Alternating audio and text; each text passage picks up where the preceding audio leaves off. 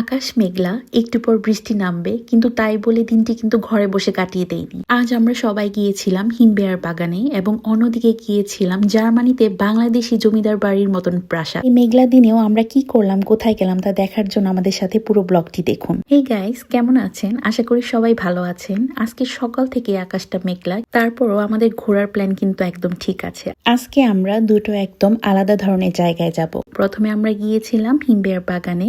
সেখানে গিয়ে আমরা অনেক ধরনের ফ্রুটস পেয়েছি। পাশে ছিল আপেল বাগান, কিন্তু আপেল বাগানটা আরো 2-3 সপ্তাহ পরে ওপেন করবে। এখনো আপেলগুলি একদম ছোট, তাই আমরা গিয়েছিলাম হিমবেয়ার বাগানে হিমবেয়ার তুলতে। এখানে কিন্তু অনেক বড় জায়গা জুড়ে ফলের বাগান। এখানে শুধু হিমবেয়ারই না, পাশেই আছে স্ট্রবেরি, ব্লুবেরি, ব্ল্যাকবেরি এবং আপেল বাগান, যেটা এখনো ওপেন হয়নি। বাগানগুলো অনেক বড় জায়গা জুড়ে হওয়ার কারণে অনেক দূর পর্যন্ত দেখা যায় চারপাশটা। মাঝখানে বাগান, আর যেদিকে চোখ যায় চারপাশটা শুধু পাহাড় আর পাহাড়, সাথে মেঘলা আকাশ, হালকা বাতাস, সব মিলিয়ে অসম্ভব সুন্দর অনুভূতি ছিল। তো এখানে অনেক হিমবেয়ার তোলা হলো। বাই দ্য ওয়ে, এটা কিন্তু জার্মানরা হিমবেয়ার বলে, আর ইংলিশে কিন্তু এটা রাসবেরি। বাগানটিতে যে খুব বেশি হিমবেয়ার ছিল তা কিন্তু না, হয়তো টাইম শেষ হয়ে গিয়েছিল। আমরা লাস্টের দিকে গিয়েছিলাম, খুব একটা বেশি ছিল না, কিন্তু যতটুকু ছিল তা আমাদের জন্য অনেক অনেক বেশি।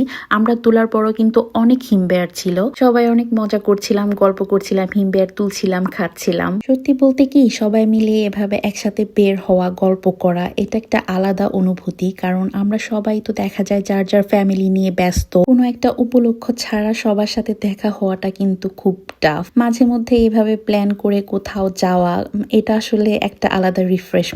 এইদিকে আমি কিন্তু একটার পর একটা হিমবেয়ার তুলছিলাম, মাঝে মধ্যে খাচ্ছিলামও। একটু পরপর আবার আকাশও দেখছিলাম, না জানি কখন আবার বৃষ্টি নেমে যায়, কারণ সব বাচ্চা নিয়ে এসেছি, এদের আবার বৃষ্টি লাগলে ঠান্ডা লেগে যাবে। আর রুশবা তো খেলায় ব্যস্ত, ওর তো আসলে এত কিছু মাথায় নেই, আমরা কোথায় এসেছি, কি করছি সেই দিকে ওর কোনো খেয়াল নেই, আর ওইগুলো বুঝেও না এখনো।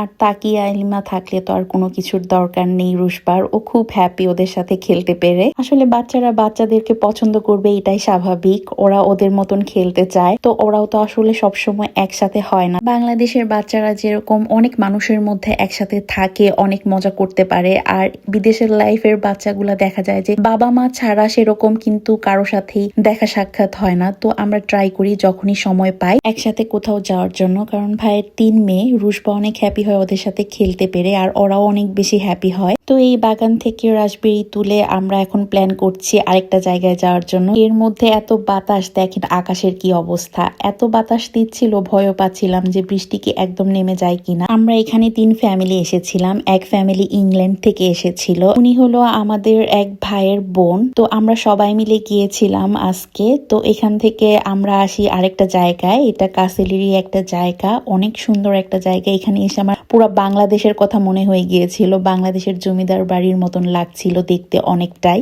এই যে বিশাল প্রাসাদটি দেখছেন, এই প্রাসাদটির নাম হলো স্লশ উইলিয়ামস্টাল। 1750 সালের দিকে তৎকালীন শাসক ল্যান্ডগ্রেট উইলিয়াম এটি তার গ্রীষ্মকালীন ছুটি কাটানোর রাজপ্রাসাদ বা সামার প্যালেস হিসেবে বানিয়েছিলেন। একটু খেয়াল করে দেখলে বুঝবেন, ইউরোপিয়ান স্টাইলের হলেও এর শান্ত পরিবেশ, চারপাশের বিশাল বাগান আর সামনের পুকুরটা দেখে কিন্তু একদম আমাদের বাংলাদেশের প্রাচীন কোনো জমিদার বাড়ির ভাইব পাওয়া যায়। রাজার রাজকীয় জীবন এবং বিলাসিতার চমৎকার নিদর্শন এটি। কাসেল শহরে আসলে বেশিরভাগ মানুষই কিন্তু একদম মেইন সিটির ভেতরে বিখ্যাত অরেঞ্জেরি প্যালেসটা দেখতে চলে যান, কিন্তু অনেকে হয়তো জানেনই না কাসেল শহরের আরেকটু বাইরে লুকিয়ে আছে রাজ পরিবারের আরেকটি অসাধারণ প্রাসাদ, স্লশ উইলিয়ামস্টাল। এই অরেঞ্জেরি যেমন ছিল রাজাদের বড় বড় উৎসব আর কমলা গাছ রাখার জায়গা, ঠিক তেমনি শহরের এই কোলাহল থেকে দূরে শান্ত পরিবেশে সময় কাটানোর জন্য 1750 সালে রাজা উইলিয়াম বানিয়েছিল এই গ্রীষ্মকালীন রাজপ্রাসাদ। দেখুন পুকুরটাতে কি সুন্দর শাপলা ফুটে আছে, সাদা শাপলা, লাল শাপলা, দেখে একদম মনে হচ্ছে বাংলাদেশে চলে গিয়েছি, বাংলাদেশি কোনো পুকুর। সত্যি বলতে কাসেলের মেইন সিটির অরেঞ্জেরি তো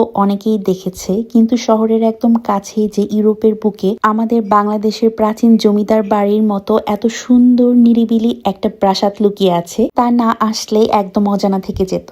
আমরা বাঙালিরা জার্মানির যেখানেই যাই না কেন, আমাদের চোখ কিন্তু সব জায়গায় বাংলাদেশকে আমাকেই খুঁজে। এই ইউরোপের বুকে দাঁড়িয়েও যখন এই বিশাল প্রাসাদ পুকুর চারপাশটা দেখছিলাম, তখন মনটা একদম আমাদের দেশের রাজবাড়ি বা জমিদার বাড়ির স্মৃতিতে হারিয়ে যায়। রাজাদের তৈরি ঐতিহাসিক জায়গায় দাঁড়িয়ে নিজেদের সংস্কৃতি আর ফেলে আসা স্মৃতিকে এইভাবে রিলেট করতে পারাটা কিন্তু সত্যি দারুণ এক অনুভূতি। এবার আসুন আপনাদের একটা জিনিস দেখাই। এই প্রাসাদের ভেতরটা কিন্তু আধুনিক কোনো মেরামত হয়নি, ঠিক শত শত বছর আগে যেমন ছিল অবিকল তেমনই রেখে দেওয়া হয়েছে। কাচের উপর থেকে ভেতরের দিকে তাকালেই পুরনো ধুলো জমা আসবাবপত্র আর একদম নিঝুম এক পরিবেশ। দেখতে একটু ভৌতিক লাগলেও ইতিহাসকে ঠিক যেভাবে ছিল সেভাবে ধরে রাখার এই আইডিয়াটা কিন্তু সুন্দর। মনে হয় যেন সময়টা এভাবেই থমকে গেছে। অন্য পাশের আরেকটা জানালায় চলে আসলাম। এখানকার ভিউটা কিন্তু অদ্ভুত সুন্দর। শতাব্দীর পর শতাব্দী ধরে জমানো ধুলার আস্তরণ আর নিঝুম এক নীরবতা, মনে হচ্ছে যেন এক্ষুনি ইতিহাস নিজে এসে আমার সামনে দাঁড়িয়ে গেল, তাই না? এই টাইমটাতে হালকা বৃষ্টি পড়ছিল, তাই খুব বেশি আর দেরি করি। ব্লগটি কেমন লাগলো কমেন্ট করে জানাতে পারেন। ভালো লাগলে অবশ্যই একটি লাইক দিবেন। দেখা হবে খুব শীঘ্রই নতুন কোনো ব্লগে। সেই পর্যন্ত আল্লাহ হাফেজ।